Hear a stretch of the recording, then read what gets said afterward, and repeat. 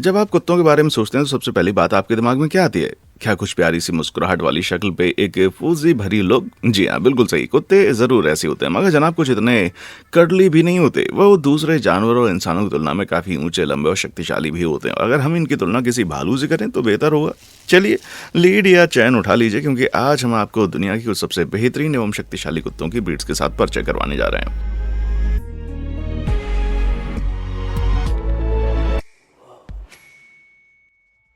Very strong.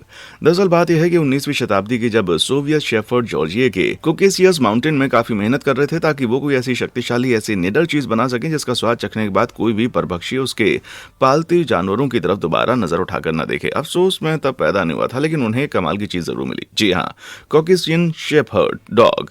ये एक ऐसी ब्रीड है जो आकार में बहुत बड़े होते हैं। ये महाशय बहुत ही ज्यादा डरावने, हिंसक, ताकतवर और रक्षात्मक होते हैं। जब भी इन्हें किसी खतरे का आभास होता है, उन्हें इस तरह का बर्ताव इसलिए रखना पड़ता है क्योंकि जिस शेफर्ड ने उन्हें अपने साथ रखा था वो हमेशा खतरनाक शिकारियों के खतरे में रहते थे, जिनमें भालू शामिल है। जी हाँ, कैकेशियन शेफर्ड कुत्तों को अपने पालतू जानवरों के झुंड को भालू के खतरे से बचाने के लिए रखा जाता था। इन कुत्तों का वजन लगभग 220 पाउंड तक होता था, इसलिए ये असल में युद्ध में भालू को कभी पछाड़ नहीं पाते थे। लेकिन इन्हें ऐसा करने की नौबत कभी नहीं आती थी, क्योंकि वे जनाब इतने डरावने और हिंसक होते थे कि जो कोई भी जानवर उनको भगाने के लिए आए उनसे डर के भाग जाए। इन कुत्तों को देखते हुए सोवियत की यूनियन ने इन्हें जेल से बाहर गार्ड की तरह इस्तेमाल करना शुरू कर दिया, जो कि 20वीं शताब्दी तक चलता रहा। और यहाँ तक कि इन्हें बलून की मशहूर वॉल की पहरेदारी के लिए भी रखा गया 1960 में।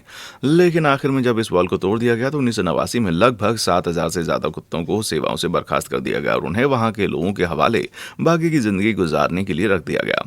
और इनको भौंकने वाले, शक्तिशाली सुरक्षा करने वाले दानव को अपने पास कौन नहीं रखना चाहेगा भाई। मेरे पास तो पिटबुल है, इसके सामने एक बच्चा चिहुआहुआ की जितना लगेगा ये।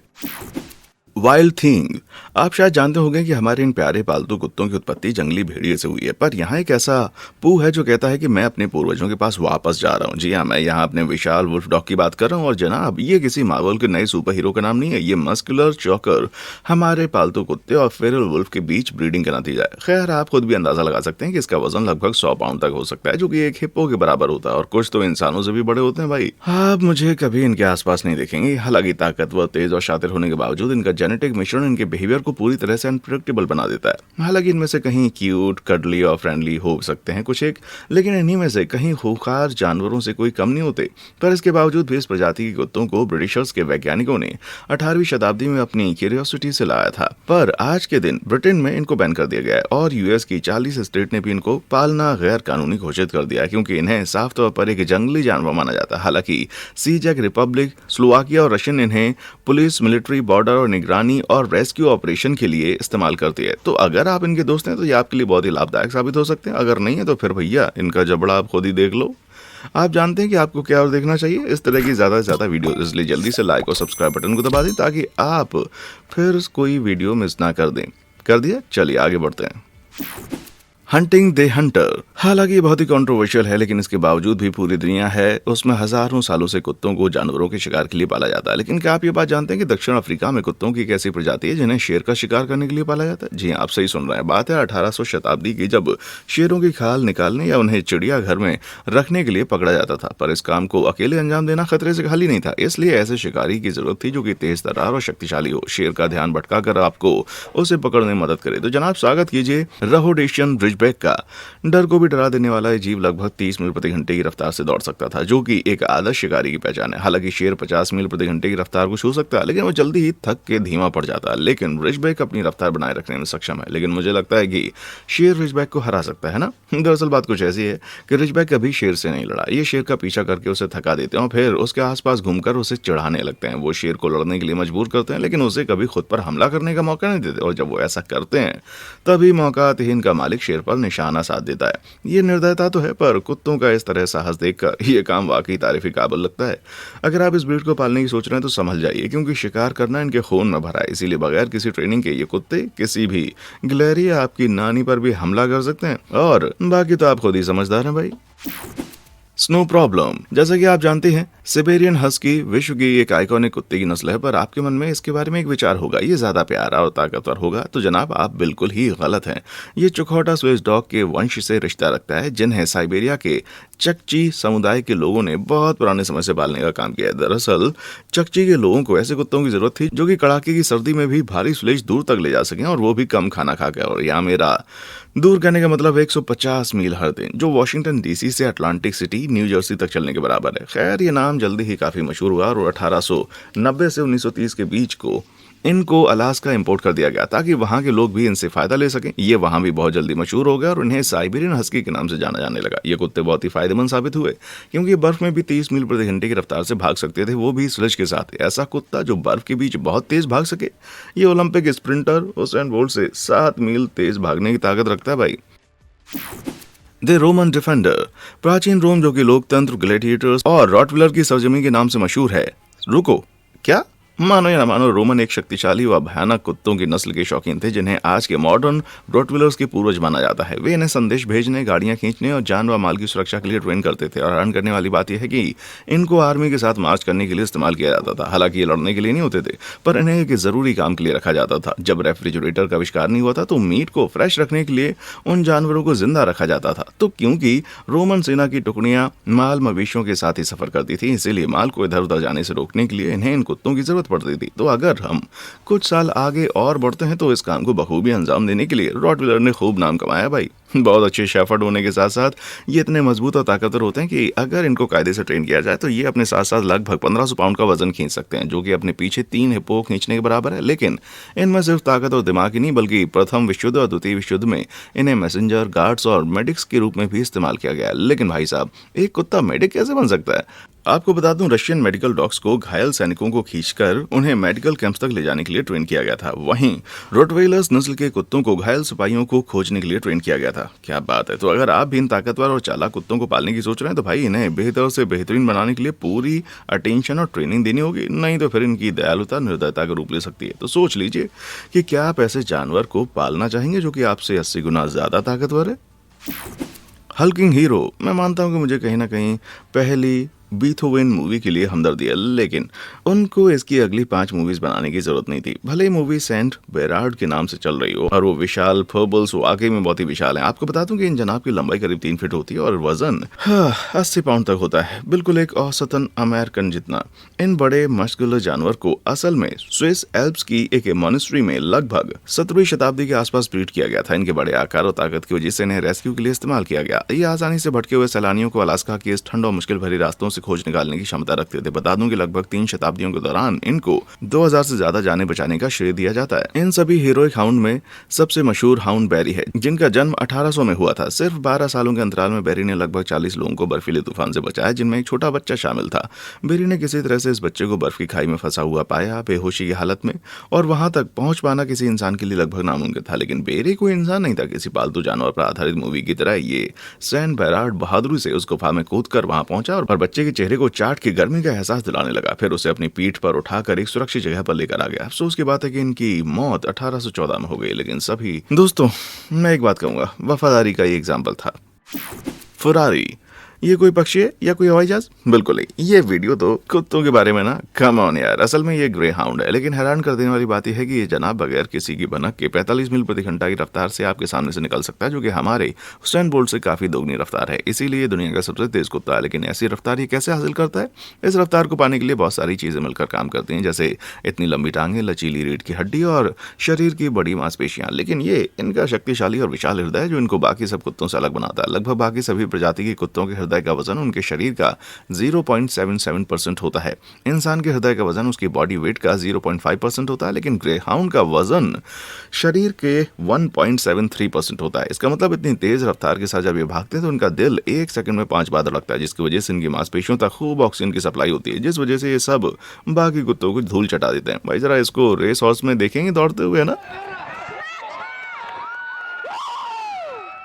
क्रिकी, शायद ये रेस घोड़ा लंबी दौड़ में इसके साथ जीत सकता है, क्योंकि ये ग्रे हाउंड इनके स्टेमिना के लिए बिल्कुल भी नहीं जाने आते। लेकिन जब ये बात भागने की आती है ना, तो वो तेजी से भागते हैं और इसी वजह से इन्हें काफी सालों से रेसिंग डॉग्स के रूप में इस्तेमाल किया जा रहा है। इन्हें कुत्तों की रेस में सबसे पहले 1919 में कैलिफोर्निया में शामिल किया गया और उसी समय से कैलिफोर्निया ने इस खेल को बैन कर दिया। साथ ही ये बहुत सारी यूएस की स्टेट्स ने भी किया, लेकिन दुनिया के बहुत सारे देशों में आज भी ये खेल लीगल है। हालांकि इतनी तेजी के साथ भागने के बावजूद इन्हें सुपर लेजी माना जाता है और इसीलिए इन्हें 40 इस एमपीएच कोच पोटैटो के नाम से भी जाना जाता है। हालांकि ये तो फिर भी मेरे निकनेम से अच्छा है और मैं आपको अपना निकनेम नहीं बताऊंगा।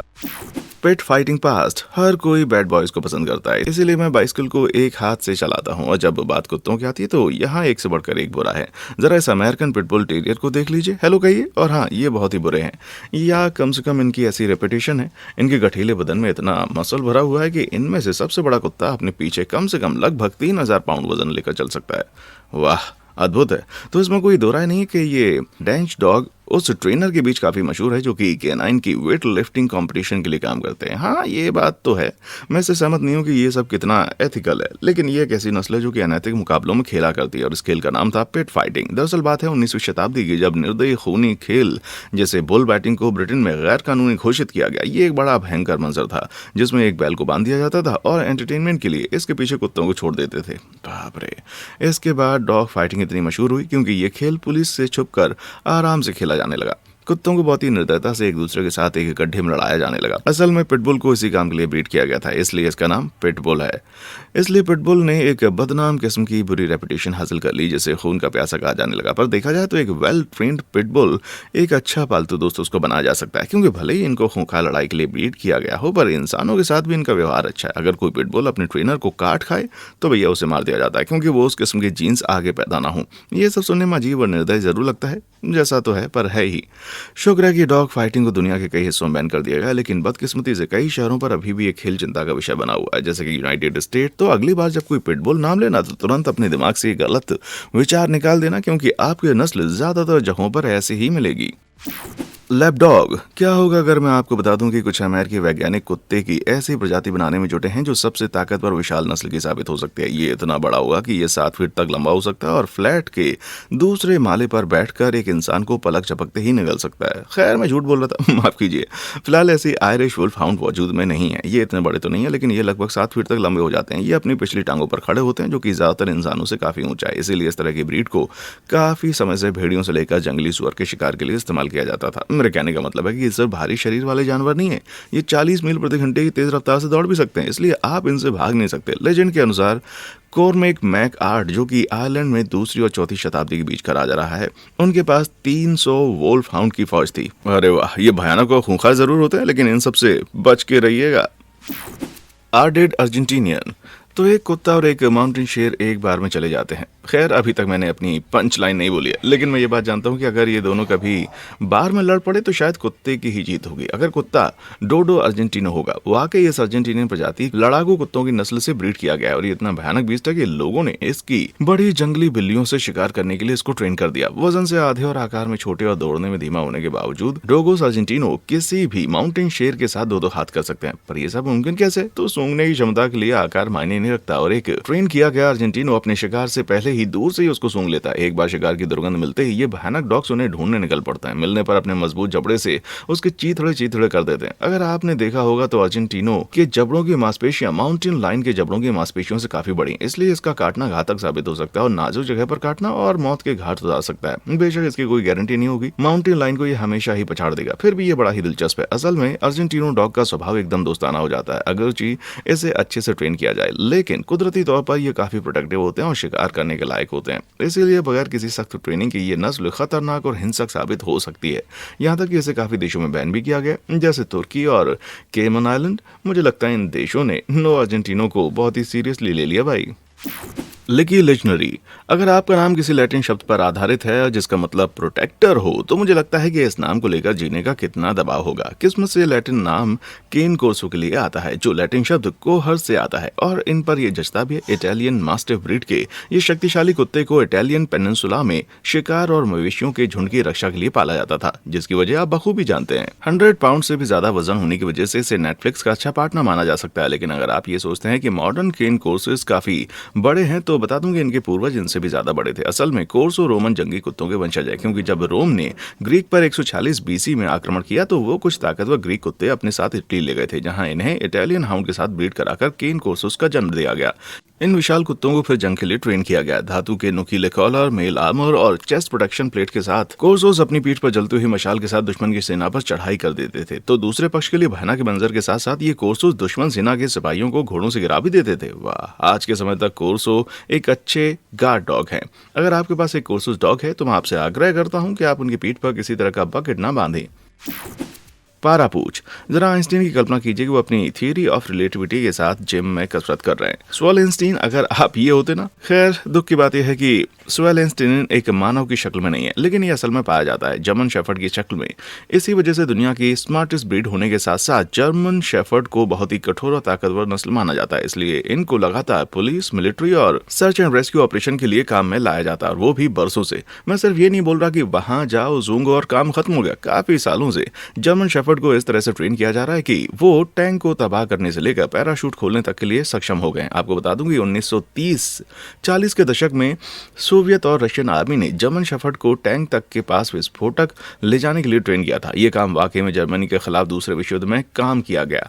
वहीं दूसरी तरफ ब्रिटिशर ने पर्सपेक्टिव पर्पस को ट्रेन करके उन्हें पैराट्रूपर का काम करने के लिए तैयार किया था। डी डे की लैंडिंग के दौरान 1944 में सिर्फ इंसान ही नहीं थे जो सफलतापूर्वक जमीन पर लैंड हुए थे, बल्कि जर्मन शेफर्ड भी शामिल थे। तो प्लेन से कूद के पैराशूट की मदद से नीचे उतरने के बाद इन कुत्तों ने दुश्मन को सूंघकर खोज निकाला और अपने साथी सैनिकों की आराम करते समय रखवाली की, और साथ में माइंस को भी खोज निकाला। ये काम वाकई अविश्वसनीय है। अगर मॉडर्न समय में देखें तो ये अभी भी वही काम कर रहे हैं, एक अच्छी गॉगल्स डाले हुए। मैं सोच रहा हूँ कि मैं भी अपने आप को एक स्क्रिप्ट लिखने के लिए ट्रेन करना शुरू कर दूं।